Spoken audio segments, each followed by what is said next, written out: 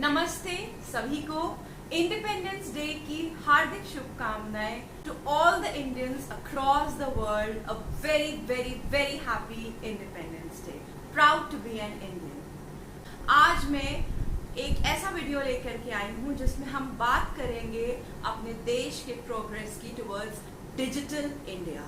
हम बात करेंगे ई रूपी टुडे कि ई रूपी होता क्या है और कैसे ये काम करता है और डिजिटल इंडिया की तरफ इसकी दौड़ कितनी तेजी से बढ़ेगी और ये हमें कैसे बेनिफिशियल है। इससे पहले कि मैं ई रूपी की बात करूं, ई रूपी का कॉन्सेप्ट पॉसिबल कैसे हुआ हमारे लिए, ई रूपी आज एक रियलिटी कैसे बना है हमारे लिए।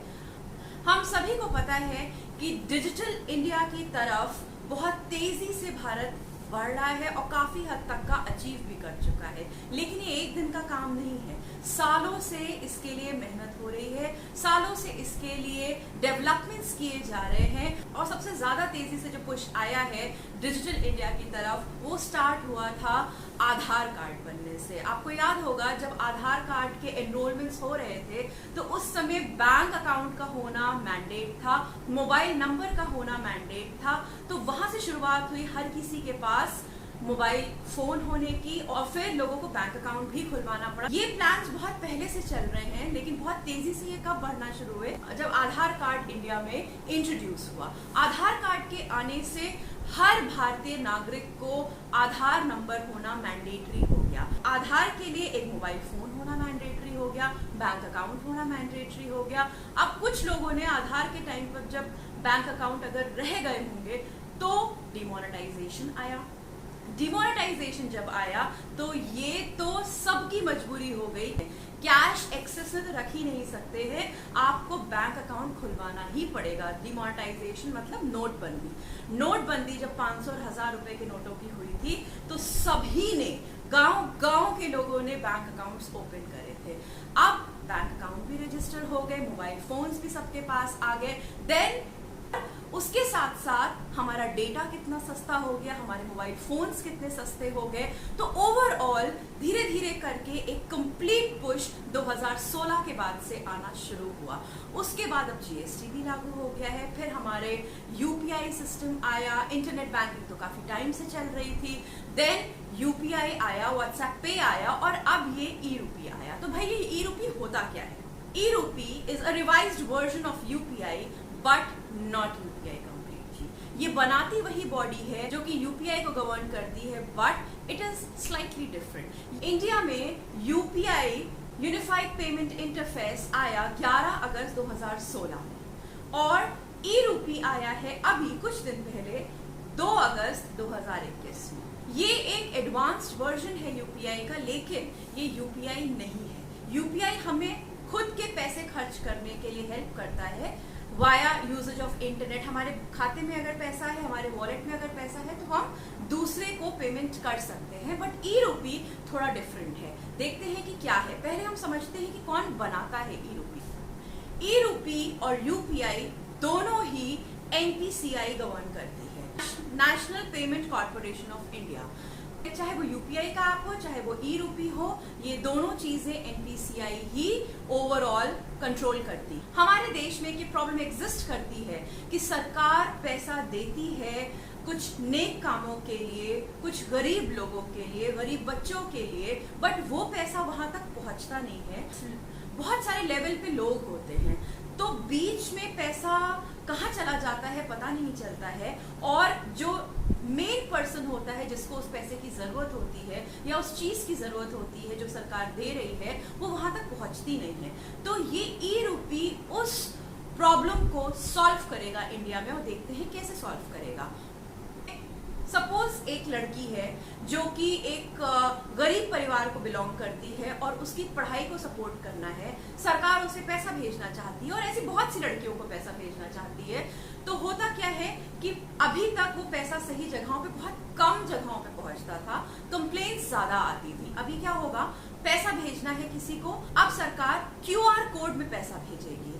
क्यूआर कोड में पैसा भेजेगी मतलब अगर आपके पास स्क्रीन वाला फोन है तो आप क्यूआर कोड रिसीव कर लोगे, और अगर आपके पास स्क्रीन वाला फोन नहीं है तो सरकार आपको एक एसएमएस भेजेगी जिसमें कोड होगा। तो अब आप सिर्फ आप ही के मोबाइल नंबर पर आएगा। अगर स्क्रीन वाला फोन है तो क्यूआर कोड आ जाएगा, स्क्रीन वाला फोन नहीं है तो घबराने की बात नहीं है, एसएमएस आ जाएगा। अब एसएमएस आएगा और क्यूआर कोड आएगा तो आप कैसे यूज करोगे? आपको क्या करना है, अब आपको अपनी पढ़ाई के लिए या तो स्कूल की फीस पे करनी है या बुक्स लेनी है, जिस पर्पस के लिए भी दिया गया होगा पैसा, आप उस जगह पर जाकर के उस क्यूआर कोड को दिखा करके या उस एसएमएस कोड को दिखा करके उस पैसे को रिडीम कर सकते हैं। तो सपोज करिए आपको पैसा मिला स्कूल की फीस पे करने का, 2000 रुपए आपको दिए गए और आप गए, आपने स्कूल की फीस पे कर दी और वो क्यूआर कोड दिखा दिया, तो ऑटोमेटिकली सरकार से वो पैसा उनको चला जाएगा। लेकिन अगर आप यही क्यूआर कोड कोई और चीज खरीदने में इस्तेमाल करते हो तो वो काम नहीं करेगा। क्यों नहीं करेगा? क्योंकि एनपीसीआई ने जो कोड आपको भेजा है वो सिर्फ उसी काम के लिए इस्तेमाल होगा जिस काम के लिए सरकार ने आपको पैसे दिए हैं, और वही इंसान यूज कर सकेगा जिस इंसान को सरकार ने पैसे भेजे हैं। तो एनपीसीआई ये कोड आपको भेजती है और उन सारे विक्रेताओं को भेजती है जो कि उस काम को कर रहे होते हैं। अब आपको अगर शिक्षा चाहिए तो ऐसे सारे स्कूल्स में भेजा होगा जहां पर वो क्यूआर कोड एक्सेप्ट हो सकता है, तो उनके पास पहले से एनपीसीआई ने वो कोड भेज दिया होगा जब आपको भेजा आपके खाते में। वैसे ही अगर कोई किसान है, उसे बीजे खरीदने हैं, कुछ टूल्स खरीदने हैं अपने खेतों के लिए, तो अगर उनको पैसा दिया गया है तो वो पैसा बीज और टूल्स खरीदने में ही यूज कर सकते हैं, ना कि घर के बाकी के खर्चों में। तो यहाँ पे प्रॉब्लम काफी हद तक का सॉल्व हो जाती है। एक तो मिडिलमैन का, जो बीच वाले लोग होते हैं, उनका प्रॉब्लम सॉल्व हो गया कि आपका पैसा जिसको सरकार देना चाह रही है, पैसा वही पहुंचेगा, गरीबों की मदद हो सकेगी, जो सच में जरूरतमंद है, पैसा उन्हीं के पास जाएगा। और दूसरा कि आप उसे गलत इस्तेमाल नहीं कर पाएंगे कि आपने ले लिया सरकार से, फिर आप उसे किसी और पर्पस के लिए यूज कर रहे हैं, तो आप वो नहीं कर पाएंगे। बहुत से ऐसे बच्चे होते हैं, बहुत से ऐसे लोग होते हैं जो अपने पेरेंट्स के साथ नहीं रह रहे हैं, सरकार पैसा भेजती है, कैश भेजती है, सामान भेजती है, वो यूज किसी और चीज के लिए हो जाता है। कई शिकायतें ऐसी भी सरकार के पास रजिस्टर होती हैं। लेकिन अब क्या है, जो पैसा आपके नाम पर आया है तो वो आप ही रिडीम कर पाओगे, उसका कोई और यूज नहीं कर पाएगा। आगे चल के आने वाले वक्त में इंडस्ट्रीज भी इसको यूज कर सकती हैं। जैसे अभी एम्प्लॉइज ट्रैवल पे जाते हैं, टूर्स पे जाते हैं, या कोई किसी पर्टिकुलर जिस काम के लिए आपको कॉर्पोरेट्स पैसा देंगे, इंडस्ट्रीज पैसा देंगे, आप उसी काम के लिए आप उसे यूज कर पाएंगे, वरना आप रिडीम नहीं कर सकते हैं। ये जो चीज है ये एक कंप्लीट रेवोल्यूशन लाएगी इंडिया में, और घर घर तक जरूरतमंदों को पैसा पहुंचेगा और हमारा देश तरक्की करेगा।